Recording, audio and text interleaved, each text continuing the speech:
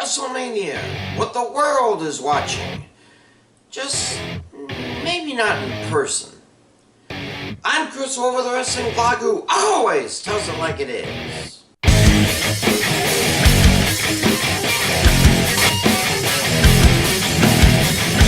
The last time there were back-to-back WrestleManias in the same venue was back in 1988 and 89 when WrestleManias 4 and 5 came from the recently demolished Trump Plaza. Now, nearly 4 decades later, the WWE does it again. All because TKO wanted them to go back on the announcement that it would be in New Orleans a month after it was announced. And I think that's why ticket sales are down from last year. Well, that and John Cena ain't wrestling, and that it's much, much cheaper to stay at home and watch it on ESPN Unlimited. Not to mention that 4 of the 13 matches will be free, so to speak, on the ESPN cable channels. That is something I really can't understand or abide. Even with McAfee's 72-hour sale, there are going to be a fair amount of empty seats in Allegiant Stadium. You would almost think the Raiders were playing this weekend. Still, on paper we have 8 title matches over the weekend, and perhaps the matches on the cable channels will be good publicity and make folks want to sign up. Perhaps. So let's get to the meat. Here are my predictions for WrestleMania 42. Night 1, starting with the free matches. First, World Tag Champs Division and I Show Speed versus Usos and LA Knight in a 6-man. Okay, this is essentially a 3-on-2. I Show Speed doesn't have the experience or even the gumption to fight. And I could think of much better teammates than Austin Theory and Logan Paul. Heyman won't be able to help much against the longtime tag team and the so-called megastar.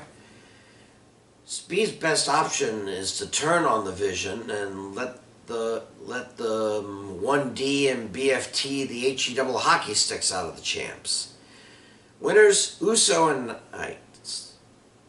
Unsanctioned match, Jacob Fatu versus Drew McIntyre.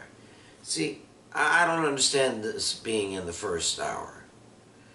This has bloody main event written all over it, but just because it's unsanctioned, aka no holds barred, the WWE doesn't even want people to have cable to buy it.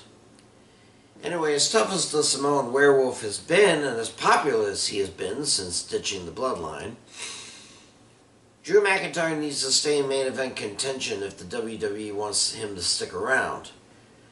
This will be a knockdown, dragged out, slobber knocker of a fight, but the Scottish Warrior is not ready to be a pusher yet.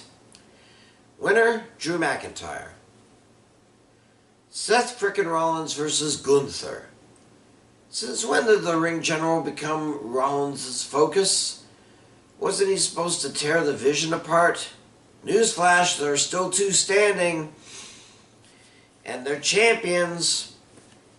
If the Austrian had only let things go, he could have gone on to end Brock Lesnar's career tonight. Rollins is still plenty rusty, not that Gunther ain't. Neither of them had a match recently. This is going to be far from Savage Steamboat. Gunther's tough enough to handle a curb stomp and more than likely to give Rollins a nap. Let's get Gunther back into title contention and Rollins back to eliminating the Vision. Winner, Gunther. Fatal 4-way for the women's tag team titles. Irresistible Forces versus Flair Bliss versus Bayley Valkyria versus Bellas? In all the news I've read before writing this column out, I have heard nothing but bad news concerning Nikki Bella's ankle.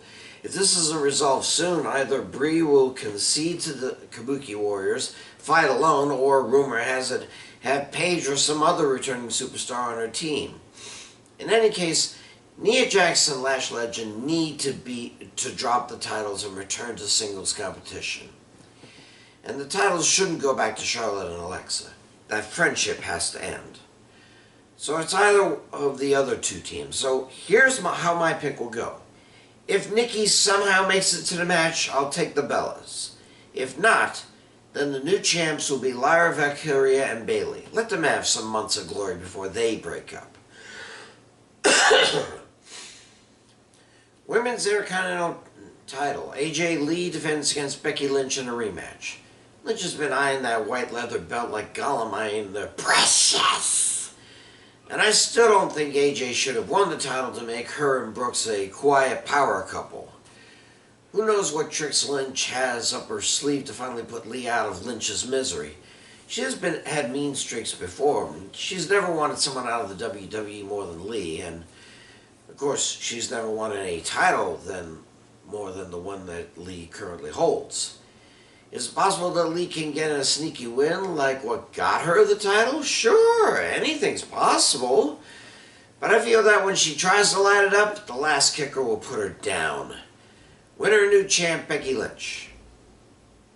Women's World Championship, Stephanie Vaquer versus Rumble winner, Liv Morgan.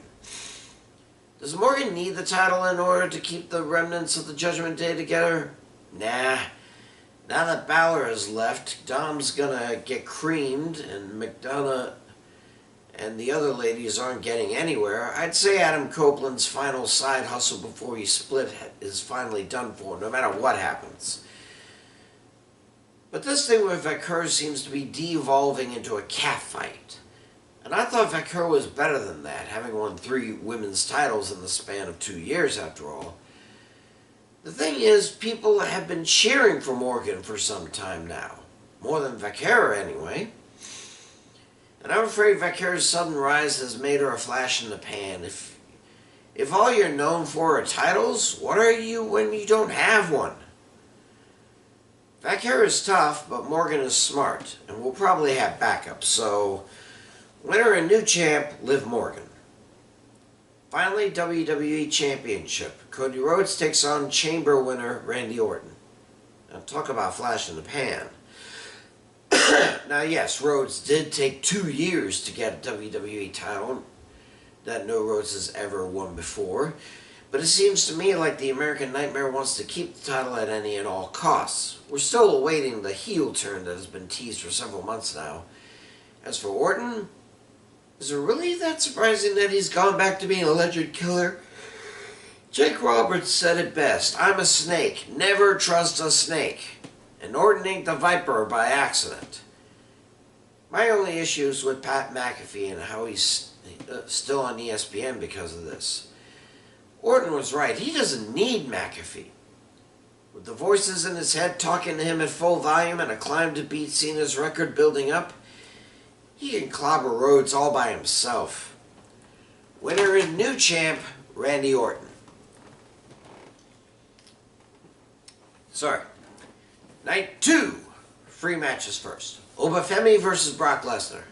I can't grok why this is one of the opening matches. Now I get that this will be a short match, Brock being Brock after all, but I've said I love a big mastodon fight, and a match like that should not be given for free. No doubt Lesnar looks as tough as ever, and if Gunther does want to try to retire him, he's going to have a tough tie at it. But Femi tore through the NXT roster and wants to do the same to SmackDown. You've beaten the Beast incarnate in record time is the way to send that message. All hail Darula.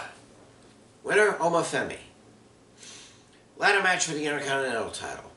When they had this match at WrestleMania's 31 and 32, I was certain this was going to be the replacement for the Money in the Bank match from 21 to 26. But it's taken 10 years for this free-for-all to return.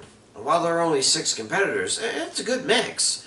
Rusev could use a push as he's drowning lately. Dragon Lee ain't amounted to much since losing tag titles. Javon Evans will do fine for a WrestleMania debut. And, well, we know all about JD McDonough and the Judgment Day.